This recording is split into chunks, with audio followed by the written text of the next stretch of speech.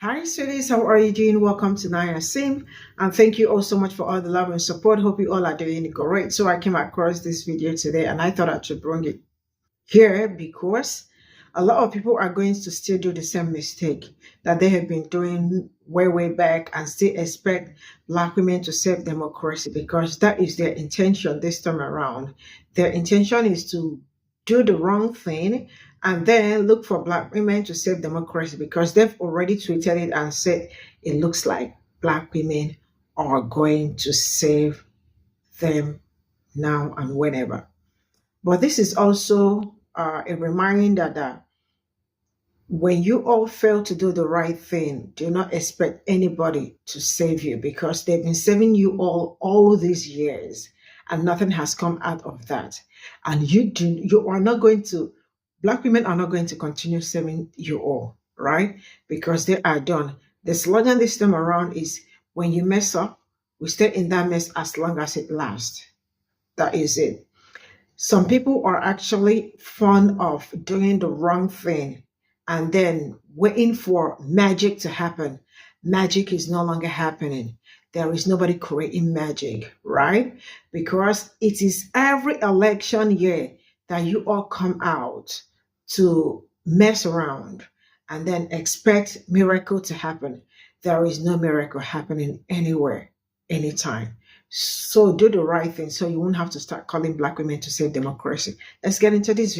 I was on Twitter earlier today and I saw a tweet from Plies the rapper. Let me show it to you. So Plies said, "Women will save this country again."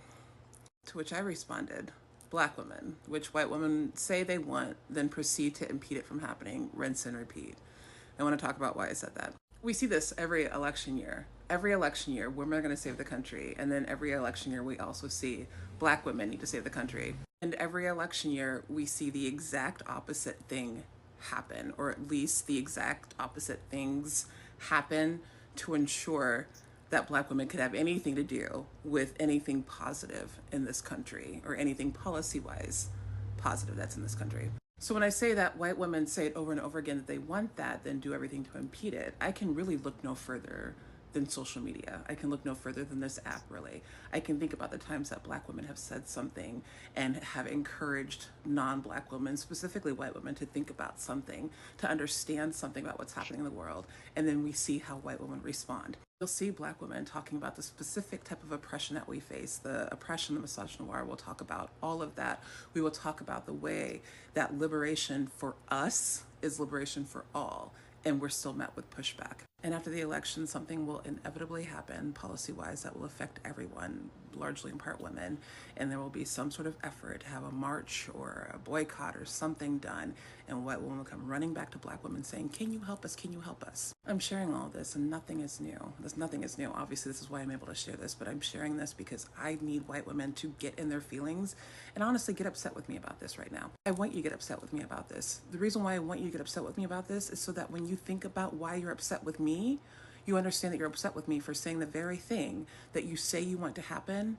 that you are stopping from happening. This is why when we say a white woman will vote against their best interests, they're not voting against their best interests. They're voting against their interests that are best for them at that time, but they realize that the consequences are what's against their best interest. And they're not thinking about that. This also goes along with the conversation that we've been having about the expectation for compliance, because the main reason why white women impede Black women from doing what needs to be done is because we're not doing it in the way that they expect it to be done. We're not doing it in a way that centers them, even though the liberation for us is what's really needed. I want this to be heard really well, really well. White women, what you often will do in your fight against the patriarchy and misogyny is step into the role of the oppressor that white men have been in prior to you. That's what you do because it's what you know, and you're not stepping outside of that and learning something different. Lastly, white women, if you have not read this book, read this book. If you have read this book, read it again. Read it again.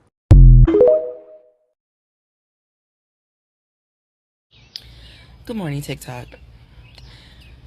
So, the app is back on the whole suppressing Black voices things again. A few days ago, I did a TikTok entitled Black People and Patriarchy, and I thought it was a really good video. I thought it was very important for the Black community to hear, but it didn't do very well. If you can do me a favor and go back and push that video through, as well as this one, I would appreciate it. I read the comments in that video, and I gotta say, I was so proud of Black people. And I'm pretty proud of myself, mind you, because you all really saw yourselves in that video and you admitted it, and you felt safe enough in the space that I created to say, yeah, as a Black person, I have done this and I do have work to do, and you're right. Self-awareness really is key. And sometimes if people do not point out that, our toxic patterns of behavior, the racism that we have internalized, we don't know enough to do better. That thing inside of us doesn't get triggered to where we start to understand how we have been problematic, especially as it pertains to our community and other Black people. How we have tried to control other Black people for the benefit of patriarchy, for the benefit of white people. And we have done it unconsciously because we have been systematically conditioned to do so. But if you don't have that aha moment, you never know. And you have to have those moments in order to deconstruct your internalized racism and even begin to touch the surface in understanding that a lot of the things that we do simply because white people said we should. And we do those things unconsciously without even thinking. We try to control other Black people for the patriarchy, for the benefit of white people, for the benefit of whiteness. We put their opinions, thoughts, and comforts ahead of our own. Because whether we want to admit it or not, there is something inside of us that actually do feel that they are superior to us. That's a hard admission, I know. But until you admit that to yourself, you're not going to be able to do the work of deconstruction honestly. You have to own those hard truths. And like I said in that video, it doesn't make you a bad person at all. It just means that you have been conditioned by a racist society to fall in line with certain ideology. But you have to be aware of it in order to change it. You have to remove that particular chain from around that particular part of your brain and unlock it, free it. White people do it too. They are not always conscious of the fact, how we talk about unconscious bias. They are not always conscious of the fact that they do it too. They too have been systematically conditioned to be anti-Black in a lot of ways and to feel that they are superior. And I'll give you an example of that, especially when it comes to, say, white women and Black women. I was selling a coffee table on Marketplace, brand new in the box. Not a coffee table, I'm sorry, a sofa table. Either way, the box was, kind of heavy. I managed to get the box out of storage into the back of my SUV by myself. Now, when the box is heavy like that, I always tell women, you will probably need help. The box is heavy. And they always say okay. Now, when the buyer is a white woman, I do this for a couple of reasons. The first reason being because the box is heavy. And you will need help. And I am not your help. It is important to me, a Black woman, to take every opportunity that I possibly can to let white women know that I, a Black woman, will not be playing the role of her mule. So I show up to the meeting and she has no help. And I think that's fine, she can manage on her own. So I open my hatch, her SUV is parked next to mine, and let me tell you what she does. She gets out of her SUV, says hello, greets me and everything's very smiley and nice.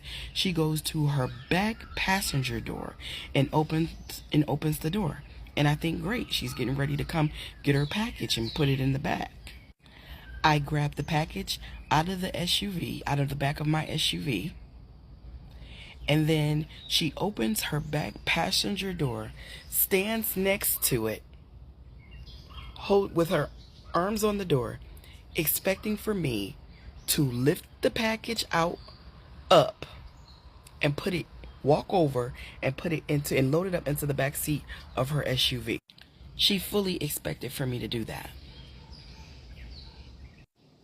And so I looked at her like this. And then I chuckled. Now, I will give her this. She did have the decency to appear embarrassed, and I felt like that was a genuine response in that moment. So let's go below the surface.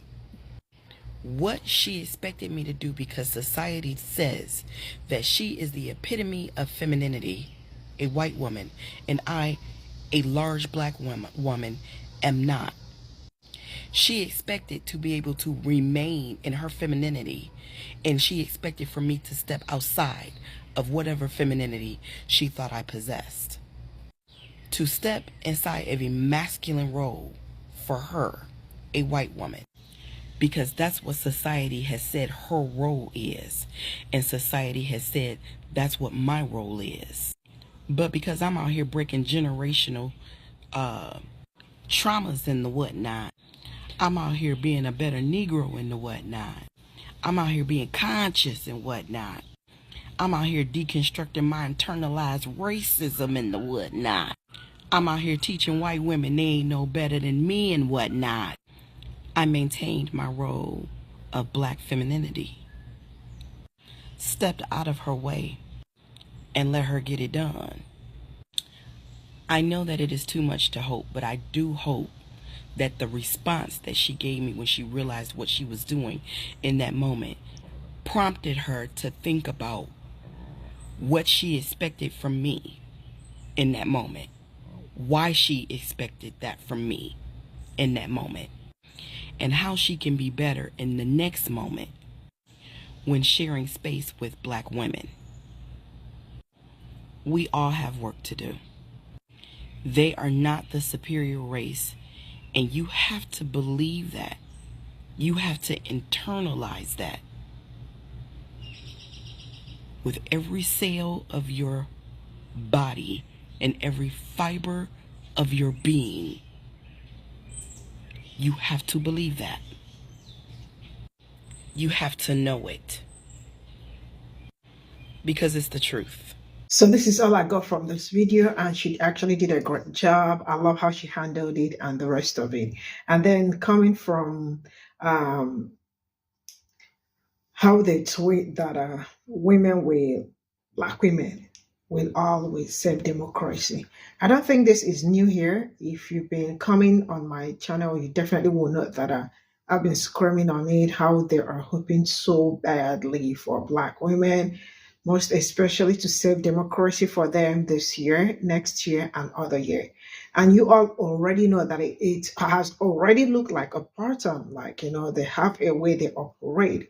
And how they operate is the fact that they look for something that it's okay for them at this particular, in the moment, they live in the moment, right?